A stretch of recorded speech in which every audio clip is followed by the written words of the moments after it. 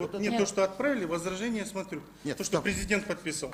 Таблицу президент подписал или нет, я не знаю. Вот президент, то, что подписал, я читаю. В возражении написано приложение. Вот смотрите, я президента возражение читаю.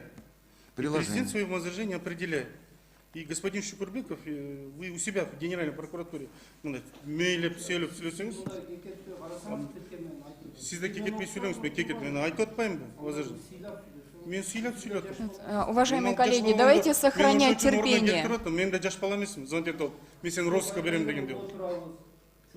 Уважаемые коллеги, находитесь на заседании комитета, давайте сохранять уважение. Кім мен телефон? Сіз қонақында үшін мен тәрбиялайсыз ба? Мен біреу звонить етсе жауап беріп қояды, аз 5 минут деген жауап беремін деп. Же бүгін ген прокурор, мен түшінем, сіз ебегейсіз билікке ие болып отырсыз. Жоқ, сіз де пайдаланбаңыз билігіңізбен. Мен Құрманқұл Тоқтарович мен айтып қойын.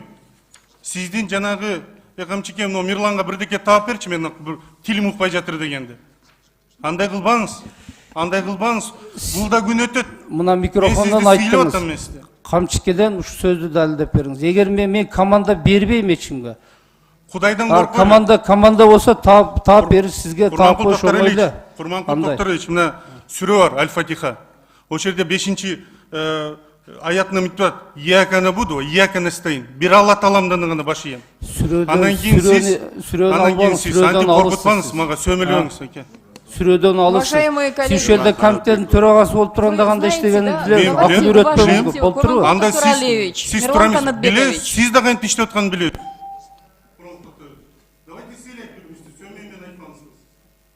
Уважаемые коллеги,